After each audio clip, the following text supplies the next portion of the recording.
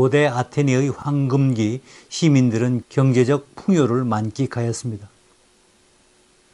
역사가 투키디데스는 페리클레스의 입을 빌려 이렇게 말했습니다.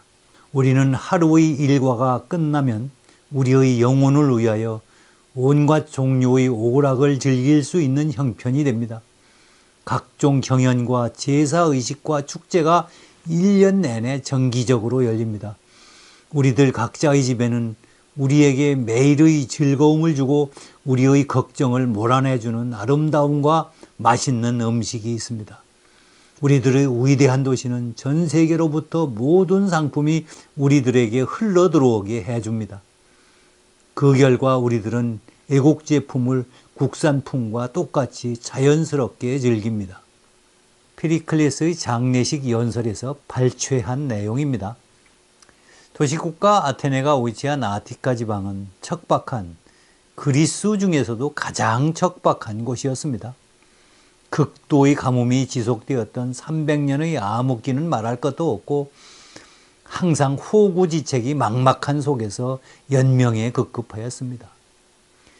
겨우 솔론의 시대에 이르러 올리브 농사와 토기 산업으로 해외 교역을 시작하여 돌파구를 찾았습니다. 겨우겨우 수입한 식량으로 허기진 배를 겨우 채울 수 있었습니다. 이어서 집권한 참주였지만 보기 드물게 유능하였던 페이시스트라토스는 솔론의 정책을 계승하였을 뿐만 아니라 은광에서 벌어들인 막대한 수입으로 번그리스 차원의 성대한 운동 경기와 축제를 벌였습니다. 그리고 상품으로 아테네의 올리브와 독일을 아낌없이 나누어 주었습니다. 그 결과 아테네의 올리브와 독일은 지중해 연안의 명품으로 떠오르게 되었고 크게 늘어난 수출 덕분에 식량 수입에 큰 어려움이 없었습니다. 비로소 그럭저럭 먹고 살만하게 되었다는 말이지요. 그리고 얼마 후 일어난 페르시아 전쟁은 아테네를 폐허로 만들었지만 아울러 번영의 기회를 가져다 주었습니다. 이를 계기로 제해권을 장악한 아테네는 델로스 동맹의 맹주가 되었고 그 지배하에 있는 300여 도시국가로부터 안전보장의 대가로 공납을 받았습니다. 이 돈으로 전후복구와 아울러 신전건축 등 대대적 공공사업을 펼쳤습니다. 그동안 무료 봉사였던 모든 공직에 임금을 지급하였고 예전에는 무산자들의 의무적 복무였던 3단 노선의 노군들에게도 급료를 지급하였습니다. 그 수가 아테네 시민의 20%에 해당하는 2만 명에 달했다고 합니다. 일자리와 소득은 늘어나고 삶은 윤택해졌습니다. 그리고 그들의 식탁은 풍요로워졌습니다. 자연히 피땀 흘려 일하지 않아도 먹고 살 수 있는 사람도 늘어났습니다. 그 중에 우리가 잘 아는 사람이 바로 소크라테스입니다. 그는 평생 땡전 한 푼 돈을 벌어본 적이 없는 사람입니다. 그럼에도 그가 자비로 중장보병의 병기를 마련해서 전쟁에 나간 것으로 미루어 중산층은 되었을 것입니다. 기록이 없어서 정확하게 알 수는 없지만 석공이었던 그의 아버지가 파르테논 신전공사에서 적지 않은 돈을 벌었을 것이고 산파였던 그의 어머니도 가게에 적지 않은 보탬이 되었을 것입니다. 그 돈으로 집이나 점포를 사놓았다면 그 집세를 받아서 소크라테스가 생계를 이어가는데 지장이 없었을 것입니다. 당시 지중해 이론에서 교역은 물론 학문과 문화의 중심지인 아테네는 애국인들로 넘쳐났고 부동산의 소유가 허락되지 않는 애국인들 덕분에 아테네의 부동산 임대 수입은 짭짤하였다고 합니다.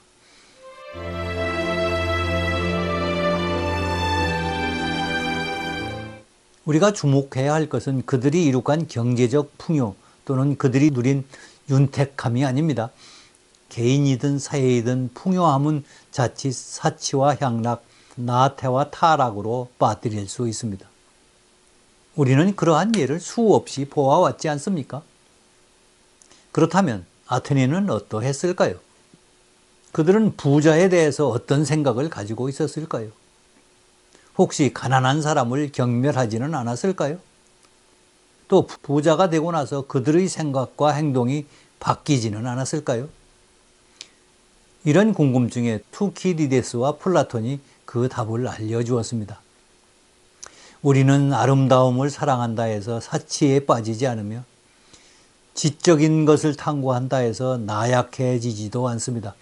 우리는 부, 즉 재산을 자랑거리가 아니라 올바르게 사용되어야 하는 것으로 여깁니다.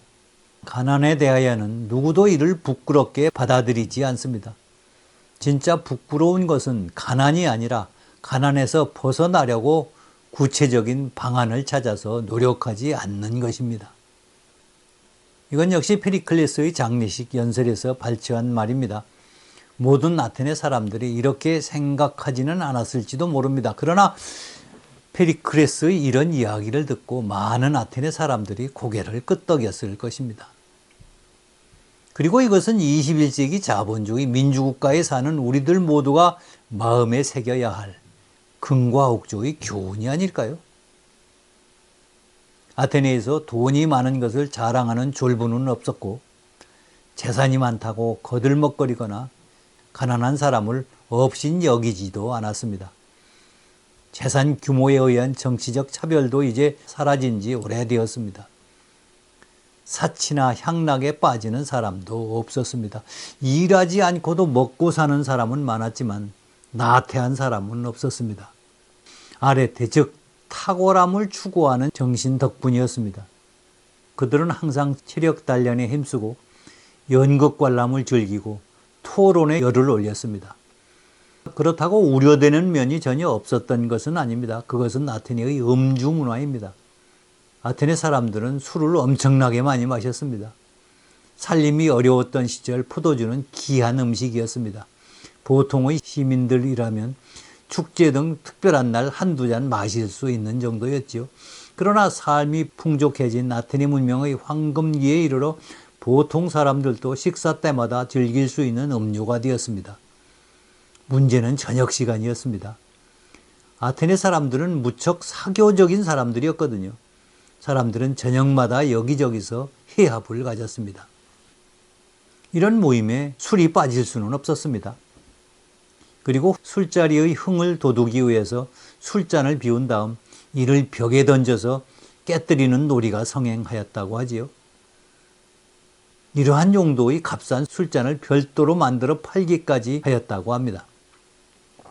그나마 다행스러운 것은 아테네 사람들의 술자리가 난사판만으로 끝나지는 않았다는 점인데요. 술자리에 빠지지 않는 것이 하나 있었습니다. 그것은 대화와 토론이었습니다.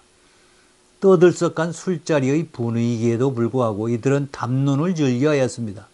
그 생생한 분위기의 현장으로 여러분을 안내합니다.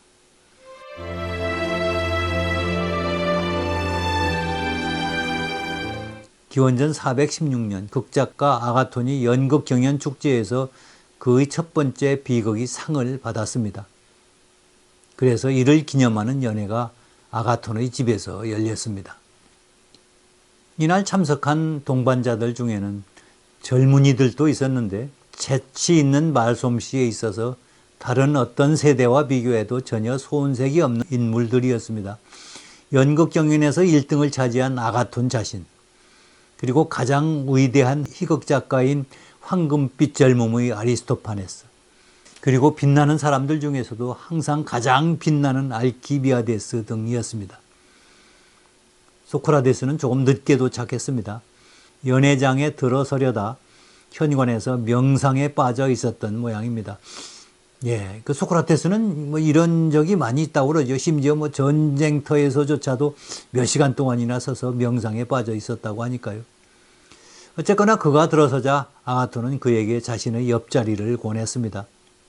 그러면서 이렇게 말했습니다. 제가 당신 옆자리에 앉으면 그것만으로도 방금 전 현관에서 떠오른 그 현명한 생각을 저도 좀 나누어 가질 수 있지 않을까요?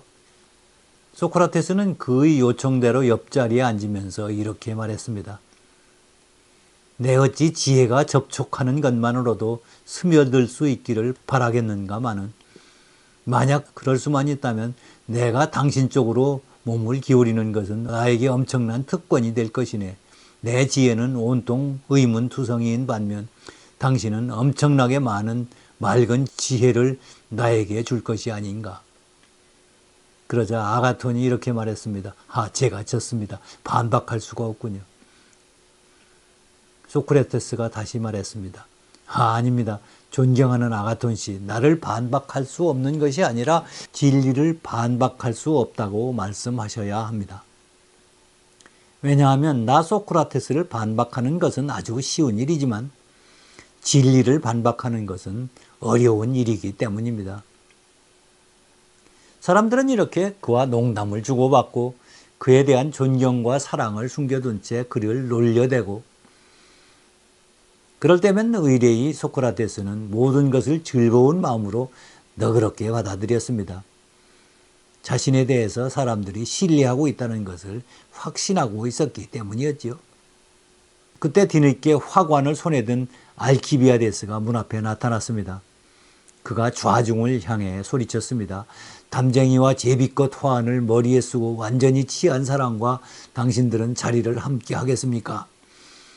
그는 이미 한껏 취해 있었던 것이지요. 모든 사람들은 전날 너무 술을 많이 마셔서 오늘은 절주하겠다는 아리스토파네스의 제안에 동의하였지만 알키비아데스는 소크라테스를 가리키며 말했습니다. 아닙니다, 여러분. 소크라테스는 포도주를 얼마든지 마실 수 있습니다. 그리고 그는 절대로 취하지도 않습니다.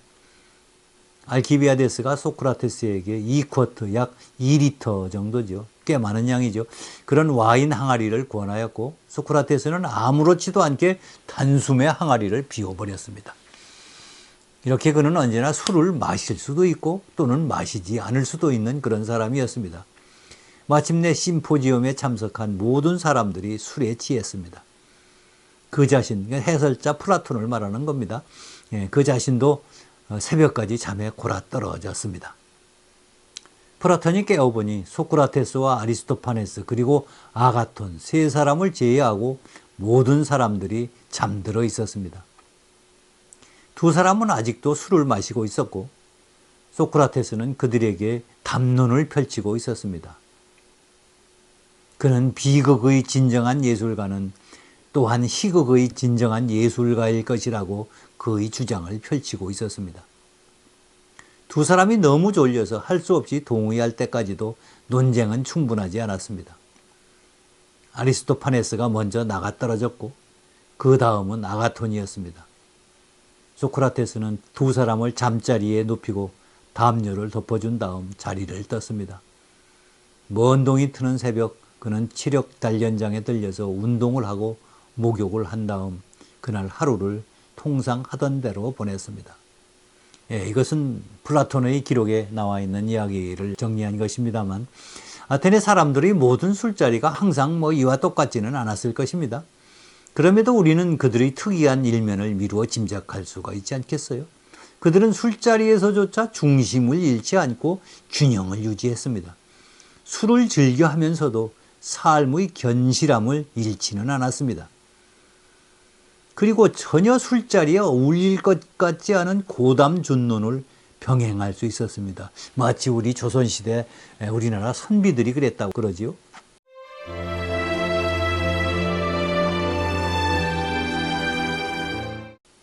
이런 가운데 고대 아테네 시민들은 사생활의 자유를 만끽하였습니다. 그들은 타인의 사생활에 관여하지 않았습니다. 보통의 시민은 말할 것도 없고 지도자들에 대해서도 마찬가지였습니다. 그 예로 피리클레스가 이혼한 전 부인과 함께 출신 성분도 잘 모르는 25세 연하의 이방인 여인과 결혼도 하지 않은 채 한 집에서 함께 살아도 아테네 시민들은 이를 문제 삼지 않았습니다. 비록 뒤에서 입방아를 찧어대기는 했지만 드러내놓고 비난하지는 않았다는 말입니다. 아스파시아가 신전 건축에 개입했다며 불경죄로 기소를 당한 적이 있었으나 그때도 페리클레스의 새생활 자체를 문제 삼지는 않았습니다. 또 아스파시아가 페리클레스를 움직여 사모스와 밀레토스 간의 분쟁에서 그의 고향인 밀레토스의 편을 들도록 했다고 정적들이 비난할 때에도 그의 사생활 자체를 거론하지는 않았습니다. 바로 페리클레스가 그의 장례식 연설에서 이렇게 말했습니다. 우리의 정치적 삶이 자유롭고 공개적인 것처럼 우리의 일상생활의 상호관계도 마찬가지입니다. 우리는 우리의 이웃이 자기 나름의 방식으로 자기 생활을 즐기는 것에 간섭하지 않습니다. 설사 다른 사람의 기분을 좀 상하게 하는 일이 있더라도 그것이 다른 사람을 해치는 것이 아니라면 이걸 나쁘게 생각하지 않습니다. 우리는 우리의 사생활에 있어서 자유로우며 관용적 태도를 견지합니다. 이러한 사생활의 자유는 이들이 누린 정치적 자유와 함께 자유로운 사고의 지평을 한껏 넓혔습니다. 자유로운 생각보다 더 좋은 문명의 자양분은 없습니다. 아테네의 황금기의 찬란한 문명은 이렇게 자유를 먹고 자라났던 것입니다.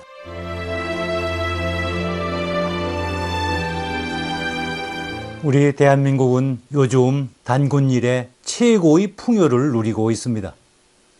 2500년 전 고대 아테네 황금기의 페리클리스가 장례식 추도사에서 자랑스럽게 말했던 것처럼 우리의 식탁은 풍요롭고 전 세계에서 흘러들어온 수입품을 우리는 마음 놓고 즐깁니다.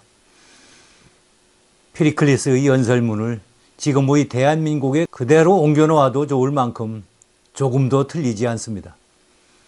이러한 풍요를 누리고 있는 우리가 혹시라도 2500년 전 고대의 아테네 사람들과 비교할 때 우리가 부끄러워해야 할 일은 없을까요? 혹시 우리는 사치와 향락, 나태와 타락에 빠진 것은 아닐까요? 또는 돈이 많은 것을 자랑하거나 거들먹거리지는 않나요? 혹시 가난한 사람을 업신여기지는 않나요? 그리고 가난에서 벗어나려는 노력은 하지 않고 가난한 것 자체를 비관하거나 가난을 부끄럽게 생각하지는 않나요? 아니면 자신의 가난을 남의 탓이라고 여기지는 않나요? 아테네 사람들은 재산이란 남에게 자랑하기 위한 것이 아니라 올바르게 사용해야 하는 것이라고 생각했다는데 우리도 그렇게 생각하고 있나요? 혹시 내가 번 돈 내 맘대로 쓰는데 웬 참견이냐고 불평하지는 않았나요?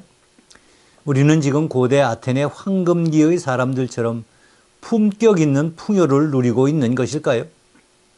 아니면 졸부근성에 빠져 남들이야 죽든 살든 나만의 사치와 향락에 빠져가는 사람은 없을까요? 이런 질문에 대한 해답은 각자 판단할 몫이지만 우리 모두 고대의 아테네 시민들에 비추어 우리 스스로의 모습을 한번 되돌아보았으면 합니다. 오늘 여기서 강의 마칩니다. 여러분의 구독, 좋아요, 알림 설정은 더 나은 영상을 만드는 데 큰 힘이 됩니다. 여러분의 관심과 성원을 기대합니다.